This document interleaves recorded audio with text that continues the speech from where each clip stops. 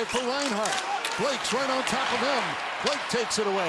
He'll clear it out at center. Mikkola popped it up for Aho. Sebastian Aho rolling across stars.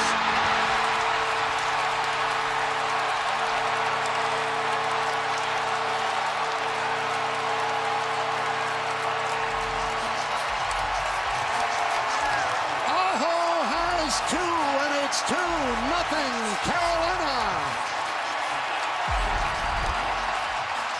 Well, simply out of the zone and a turnover by Mikkola.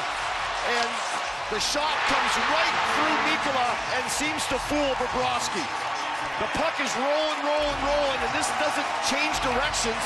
I don't think it touches Mikkola at all, but he fires it through him. And as Bobrovsky goes, look how far he's out. As he goes to grab it, it looks like it might have dropped on him. It might have had a change of direction.